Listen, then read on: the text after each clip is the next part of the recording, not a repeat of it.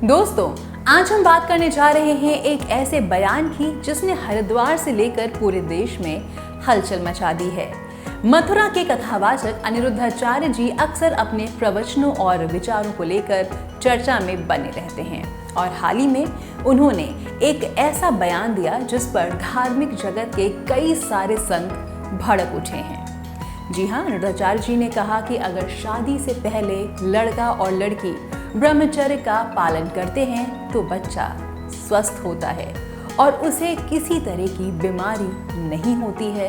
इतना ही नहीं, वो यही नहीं रुके, उन्होंने आगे दावा किया कि ये नियम सिर्फ धार्मिक दृष्टिकोण से नहीं बल्कि सामाजिक और वैज्ञानिक रूप से भी बच्चे के लिए लाभकारी है। लेकिन जैसे ही यह बयान सोशल मीडिया और न्यूज चैनलों पर वायरल हुआ, हरिद्वार के कई संतों ने इस पर कड़ी आपत्ति जताई। अग्नि अखाड़े के थानापति और योग गुरु साधनानंद महाराज ने अनिरुद्धाचार्य जी को नसीहत देते हुए कहा कि कोई भी साधु, संत या महात्मा अपने विचार जरूर रख सकते हैं, लेकिन समाज उनके निजी विचारों से नहीं चलता। उन्होंने आगे कहा कि समाज शास्त्रों और कानून के आदेश के अनुसार चलता है। उनका कहना यह था कि धर्म और समाज हमेशा से धर्मशास्त्र के अनुशासन के संरक्षण में आगे बढ़ते हैं और यही परंपरा राष्ट्र के लिए भी उपयोगी होती है। योग गुरु साधनानंद महाराज ने आगे कहा कि जब कोई कथावाचक मंच पर बैठता है तो वह सिर्फ एक व्यक्ति नहीं होता बल्कि धार्मिक आचरण का प्रतीक बन जाता है। ऐसे में उनके विचार और उनके शब्द समाज को प्रभावित करते हैं, इसलिए उन्हें अपनी मर्यादा और शास्त्रों का ध्यान रखकर ही कुछ कहना चाहिए।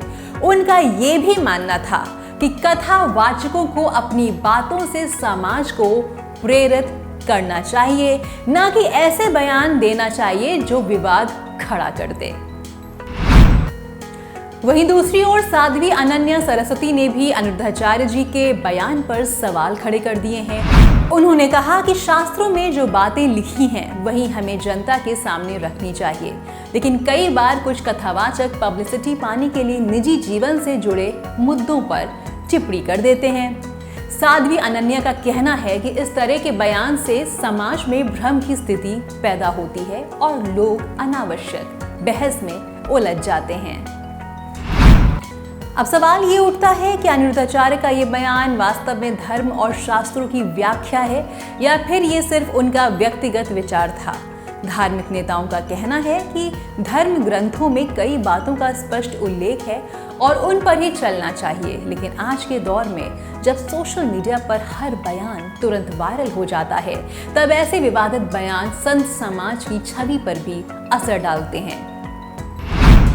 तो अगर हम अनिरुद्धाचार्य जी के बयान को देखें तो वो इसे स्वास्थ्य और समाज दोनों के लिए लाभकारी बता रहे थे, लेकिन हरिद्वार के संतों का कहना है कि ब्रह्मचर्य का महत्व जरूर है, पर उसे इस तरह से व्यक्तिगत जीवन से जोड़कर प्रस्तुत करना बिल्कुल भी सही नहीं है।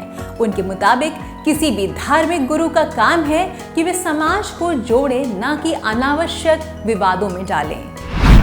ये पहली बार नहीं है जब अनिरुद्धाचार्य जी अपने बयानों को लेकर सुर्खियों में आए हैं। इससे पहले भी कई बार उनके प्रवचन विवाद का कारण बने हैं, लेकिन इस बार मामला और ज्यादा गंभीर है क्योंकि हरिद्वार के संतों ने खुलकर इसका विरोध कर दिया है और यही वजह है कि ये विवाद सिर्फ एक बयान तक सीमित नहीं रहा बल्कि अब धार्मिक जगत की मर्यादा और जिम्मेदारी पर भी चर्चा छिड़ गई है।